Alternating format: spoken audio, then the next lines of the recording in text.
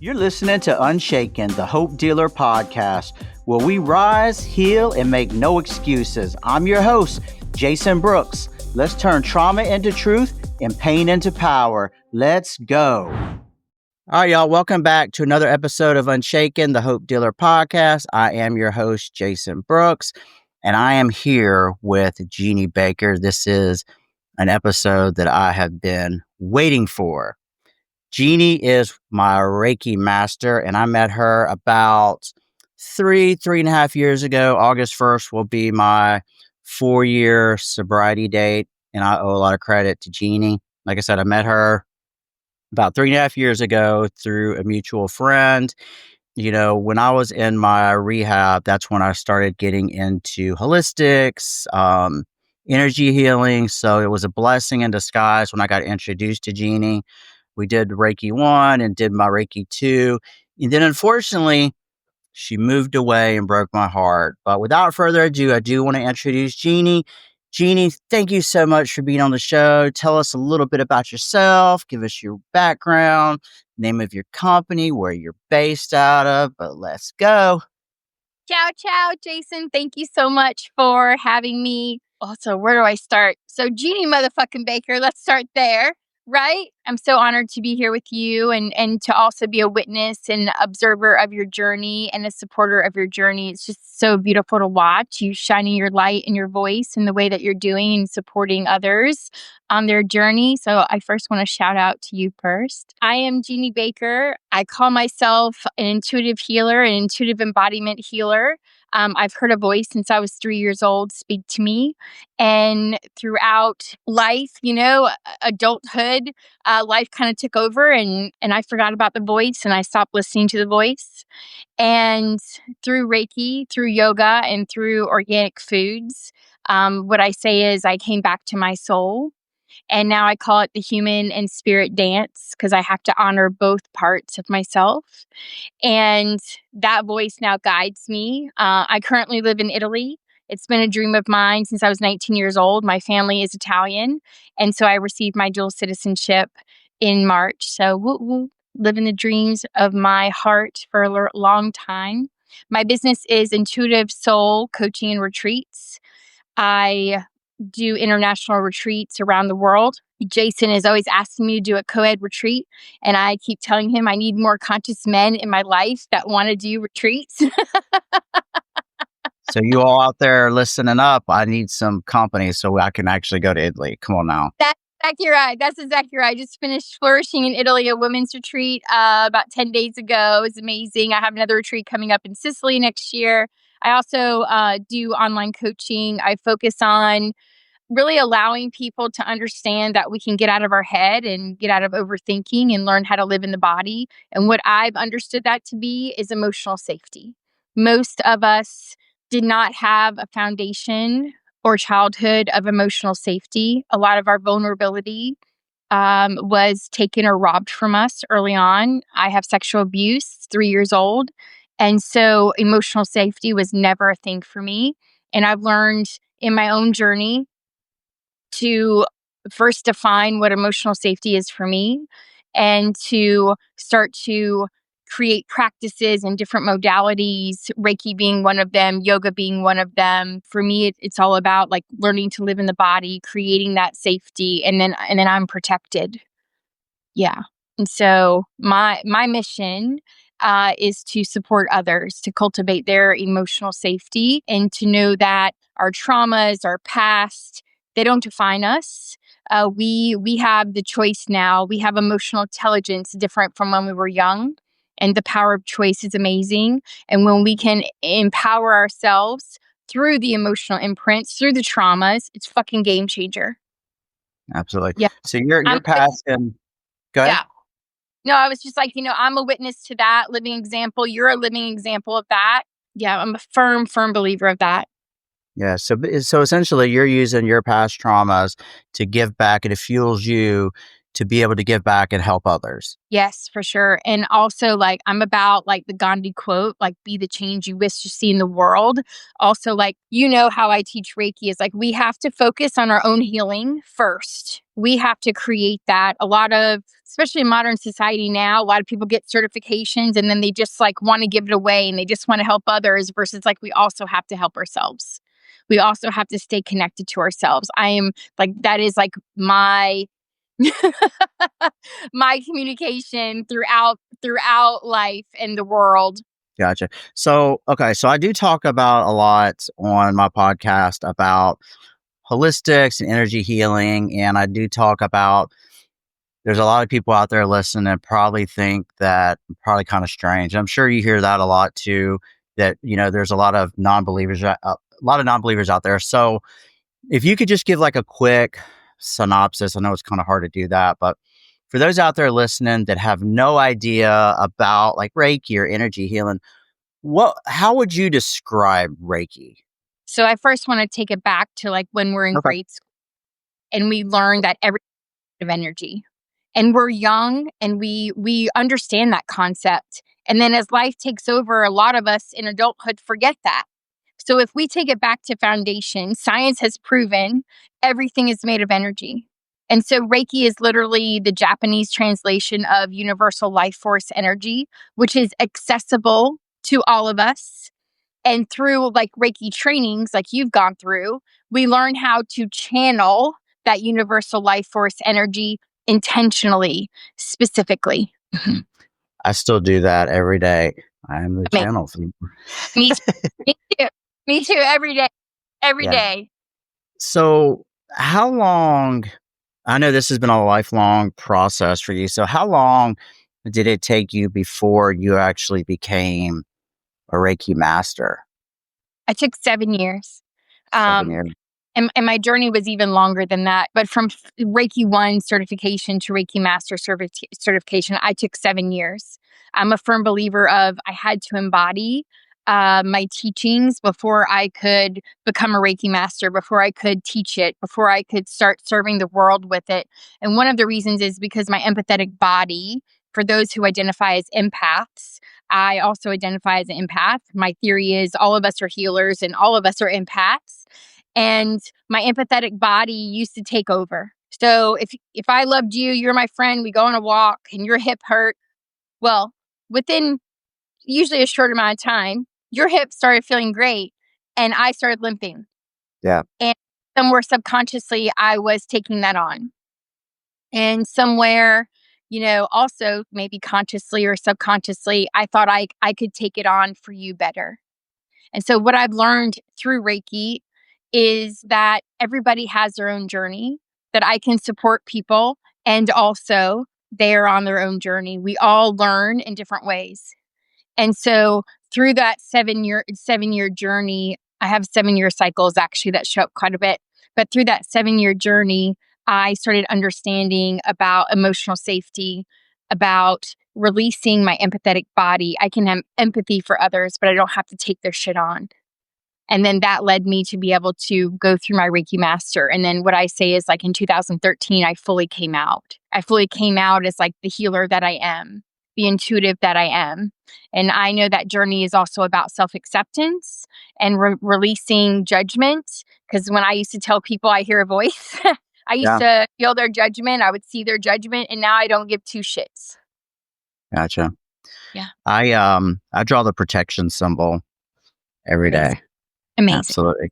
So one of the things, there's a lot of things, but one of the things that I've always been so fascinated with that you taught that I wish I could master, I just am not there yet, is distance healing. Yes. Can you talk about distance healing? I'm just so fascinated about it. I know when people hear about it that again, going backwards about what we were just talking about, the non-believers, the normies, what I like to call them, is talk about distance healing, because it still blows my mind that it's even things like this are even possible. But the fact of the matter is, it fucking is. But just talk about it. People just need to know about this shit, man. Yes, it's so true. And also, I've never identified as a normie, so I think you're with me there. I think a lot of Yeah, people. exactly. So, distance healing, it's really fascinating. So, if we go back to the foundation that everything is made of energy, and so that time and space, right? Like we've cultivated 24 hours on a clock, and at the end of the day, like our brain has cultivated time, but really it doesn't exist, right? The moment just exists. So through Reiki 2 specifically, you learn sacred symbols that have been passed down through generations. You start to hone in on understanding that philosophy that everything is made of energy, which means I can send distance healing, I can send energy that serves someone's highest self through time and space. So, right here, I'm in Italy, I'm 6 hours ahead of Eastern time. I can now send distance healing to you, Jason, Eastern time, North Carolina. And that energy travels because Reiki is about intention, period. Life is about intention. Like we're always claiming things with our words and with our energy consistently. And so, what channeling Reiki does and what distance healing does is it specifically intentionally sends energy to someone or something. And then the symbols that we learn, these sacred symbols that have been passed down and we learn in Reiki 2, they amplify. They amplify the energy.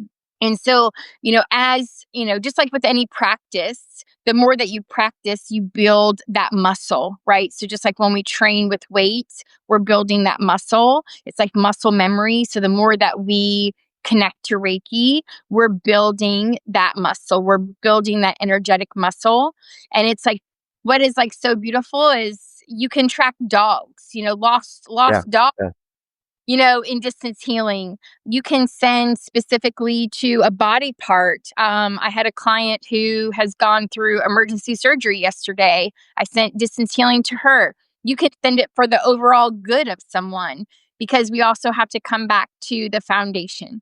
Everything's made of energy. So we talk about like a subtle energy field. A lot of people have heard this word aura, Mhm. right? So the theory is it can lay 6 inches off our physical body and up to like 66 feet. Yeah. But we don't, right? And so the more expansive our energy is, the more that we can touch things through time and space. And that distance healing travels. And can I tell a story about energy? Absolutely. Okay, so it's like, for me, like the dance of the human spirit, I also love my logical brain. I love my rational brain. And I am always like, I'm also double Gemini. I'm curious. I'm also like skeptical on some things because I'm a feeler. So a lot of people call themselves different things and then I feel them and I just call bullshit on them. Yeah. Right. And so, so one of the things that I've learned on my journey is like, allow the magic to happen. The more that my heart and my mind are open, energy continues to surprise me. Things that were limited in my mind, my heart was open to it, and energy showed me the way. Back in 2013, I was dating this twin. I was living in Costa Rica at the time. I lived there for 7 years, another 7 year cycle. And his twin brother, came to visit me. And when he was sitting in my living room, his face kept changing. And yes, they're identical twins, but the Yeah. face kept his brother. And I kept feeling his brother. And after his visit, I checked my phone. He had blown up my phone, blown it up like over 10 times. And it was like in that reality moment, it was like another confirmation, like energy transfers. Mhm. Like it's amazing. Yeah. I want to put you out. Well, I don't want to put you on the spot, but I'm going to put you on the spot. Go ahead.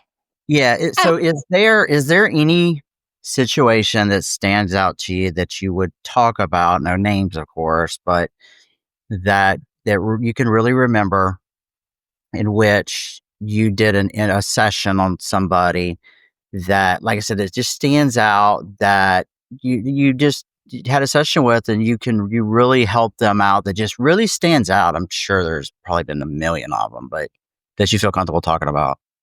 yeah, the first one that came to mind is in Costa Rica. I was offering in-person sessions. In 2013, when I gave my Reiki Master, that next year, all my sessions were Reiki specific. And then as I was building that Reiki muscle, more gifts started coming back to me and expansion. So now I call them intuitive healing, which is also I'm channeling Reiki. In one of the sessions that I did, I was called to do a wash of this woman's throat. We did this energetic wash. And as we did the wash, my dog Luna threw up. And my Luna, she was no eyes. She's born with no eyes. She was also intuitive, as I feel most dogs are. And in that moment, it's also giving me that tangible thing that I can see and touch and look at, to the energetics of like what was being called to do. Mm-hmm. So that was like one of the moments. It was really special. Like the client, holy shit, you know what I mean? Like what just happened? You know? Yeah. And then it goes to like distance healing and energy transfers, you know, like Luna felt that and she physically threw it up. There's so many moments for me. Reiki and honing into these gifts have also allowed me to hone into discernment. Discernment of which voice is talking to me. Is it the, lower vibrational voice that talks shit in my head, or is it my intuition? And so Reiki, my practice of Reiki and yoga have allowed me to find that discernment. And now I 100% trust my intuition. And so even in sessions, it will come through. Like a lot of women have had abortions or miscarriages and never emotionally dealt with it. Yeah. Just by, moving the hands over the body, not even having to touch them, I get hits, I get downloads, if you will.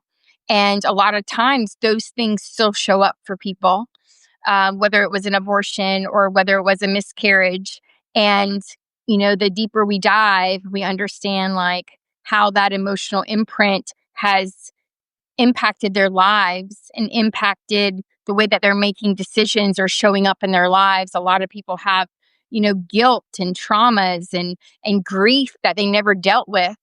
And so it's just like this beautiful gift. It makes me cry, actually. It's just a beautiful gift to be able to allow people. It's just so beautiful. Yeah, to be more whole, because this is why we're here. Yeah, absolutely. So I often say, like in my podcast or just talking to people in general, like there's two different Jasons. Like I feel like just transformational. Like the old Jason, if it saw me now, would say, Jason, that ain't you. Like you've lost your shit, right? But I can remember, the reason I say this is because like if you rewound, like I wouldn't believe the things that I see now. I just wouldn't believe them, right? So like I can remember some of the sessions we've had, and you might not remember this, but like just a couple experiences in particular, like two different sessions that stand out to me. Well, first of all, let me start this too. For those that out there that have never had an energy session, there's very little touch, right? But I can promise you that an energy session, like the first session that I had with Jeanie, like it is almost like you've had like a full body massage afterwards. And if you have any blockages, like, whether it's like your root chakra or there's any type of blockages, you will literally fucking feel it afterwards. Like, what's crazy is like, there's hardly any touch, but like you will fucking feel it afterwards. So and this is what I say, like the old Jason wouldn't believe it, but like you can doubt all you want, but I'm telling you, this shit's fucking real. So you can fucking hate on it, you can fucking doubt on it, but you can also turn it off now and not listen anymore. I give two shits. But if you want to expand your mind, if you want to be a better version of yourself, if you want to heal, open your mind and try it. So another session that we would do the session and Jeanie would call you or text you afterwards and say, hey, this is what I'm seeing, this is what I'm feeling. And I will always remember two different occasions. And this one time it was, hey, Jason, I just want to let you know, after you left, there was ladybugs. I remember it was ladybugs on the ceiling or ladybugs on the windows, like a whole bunch of ladybugs. So then I like Googled the significance of ladybugs, and it was like they're good luck. It was like positive, and I'm like, I love like the 1111 and like anything that like tells me I'm in the right direction. So that was like wonderful for me. So I will always remember that. I love that. And I love our animal friends. It's one of the things that I love, like having the windows open or hearing the birds or doing sessions outside or workshops or training. It's like bringing in nature because Yeah. nature, there's always signs happening all the time if we're paying attention. Eckhart Tolle talks about like your life becomes a series of coincidences if you're paying attention. And I just use coincidences as like air quotes because coincidences don't really happen. It's like, no, there's signs always along the way. And animals are a big, big part of that. Oh, true. And I think ever since then, like I'm not a bug person as it is, but like ever since then, like I've noticed like in my pool, anytime in my pool now, like there's these dragonflies, like a whole bunch of dragonflies that will literally like land on my toe. And like years ago, I'd have been like, shoo, shoo, shoo. Now I'm like, just hang out, just chill on my toe. Like they're there for a reason. Like they just are. If you Google the significance of dragonflies, you'll just know. So the other one is, and this one just blows my mind, and I didn't think of it at the time, but you said, Jason, I don't remember the exact verbiage, but it was like, Jason, I sensed trauma. I don't remember the exact age. It was either 8 or 9. We'll just call it 8 or 9. You said, I sensed trauma. And again, I didn't think anything of it at the time because it was obviously a buried memory that I still don't know exactly what it was. But again, I didn't think anything of it at the time. But, and I don't know if I've told you about this before, but I go see a 7th generation shaman now that I also met through Nikki, right? And I've been seeing her for quite a while right now, and she's fucking amazing too. But what's wild is she said the exact fucking thing. Like, and nobody's ever said this before. Like, and obviously she's energy healing too. So it's like, it just blew my mind. So now, obviously, addiction, anybody that's an addict is an addict for a reason, right? And most of it comes from some type of trauma. So we're working things. I got a lot of other issues, with mental health and things like that. It comes from somewhere. I got things like just called like relationship issues, and starting to identify this comes back from when I was really young. So we are working through like cord cutting and shadow work. And then I'm thinking is coming back from this being 8 or 9 years old. So I just wanted to bring that up to you. Like, I didn't think of anything at the time, but it ain't a coincidence when 2 different energy healers say the same exact thing that I had no fucking clue about. Word. I remember this session actually. I remember it. I remember you saying, I don't know, Jeanie, I don't know. And I was like, okay, I'm just passing the information on. Like, this is what I feel and this is the information I'm getting. And I do remember when you worked with the other woman, you said like, she fucking said it too, Jeanie. Like, there's some shit in there that I have buried that is ready to come to light. It's ready to come to light. Gotcha. So, well, I think that's going to wrap it up for this show. But listen, y'all, I really appreciate you all watching another episode of Unshaken, the Hope Dealer podcast. I really thank our guest, Jeanie. She is the absolute phenom. Thank you so much, Jeanie, for joining us. We're going to continue this off here, okay? Amazing. Thank you so much, Jason. It was a pleasure. And again, like, I just love seeing and being a witness and support to your journey. It's just absolutely beautiful. Absolutely. And look, I'm waiting for that co-ed. Damn right. Mormon, holler at your girl here. All right, sounds good. Thanks for tuning in to this episode of Unshaken, the Hope Dealer podcast, where we turn trauma into truth and pain into power. If you've enjoyed this episode, hit subscribe and keep showing up for your healing. Until next time, stay brave, stay bold, and stay unshaken.